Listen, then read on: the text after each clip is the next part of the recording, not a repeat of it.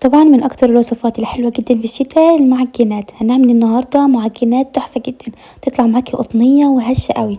شايفين القوام بتاعها؟ هتعتمدوها على طول. معاكم اسماء، لو اول مرة تشوفيني ما تنسيش تعملي لايك ومتابعة للفيديو. يلا نشوف هنعملها ازاي.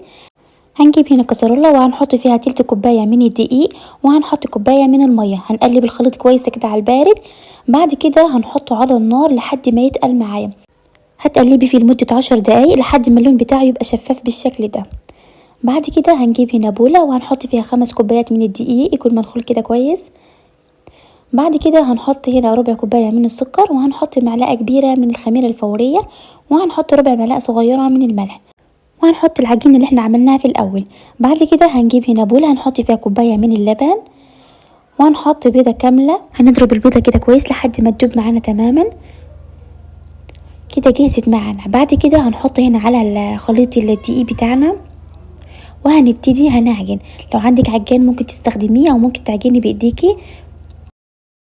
هنعجن فيها كويس لحد ما تلم معانا العجينة. بعد كده هنحط هنا ربع كوباية من السمنة او الزبدة المتوفر عندك ممكن تستخدميه.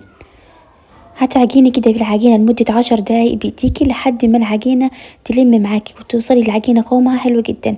طبعا العجينة هنا احتاجت معايا نص كوباية من المية، هتزودي لها وهتعجني فيها لحد ما تنعم معاكي العجينة ويبقى القوام بتاعها متماسك وفي نفس الوقت طرية. هنعجن كده شوية كده حلوين. وبكده خلاص بعد ما عجنتها ولمت معايا العجينة وبقت ناعمة جدا. شايفين؟ طبعا هي ماسكة نفسها شوية بس هتديكي قوام هش جدا في المعجنات. هنغطيها وهنسيبها تخمر لمدة ساعة. بعد ما خمرت معايا بالشكل ده، شايفين طبعا الجو ساقعة، هسيبها تخمر براحتها. هتطلع منها الهواء كده كويس، هتلميها بالشكل ده. بعد كده هنحطها على الرخامة وهنقسمها لقطعتين.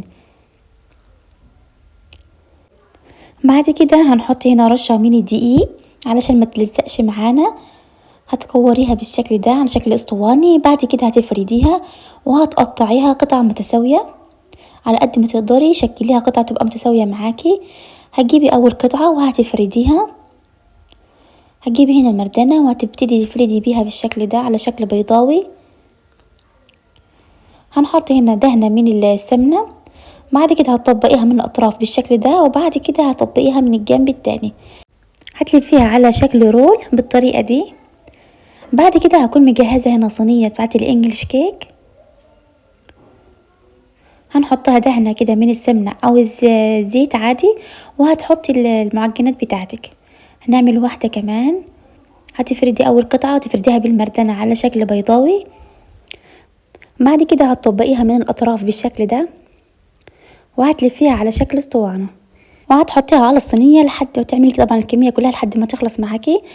هنجيب كمان تاني قطعة وهتقطعيها بالطريقة دي. ولو حابة تحشيها في الوقت ده، هتحشيها جبنة، تحشيها شوكولاتة، زي ما انت حابة الحشوات.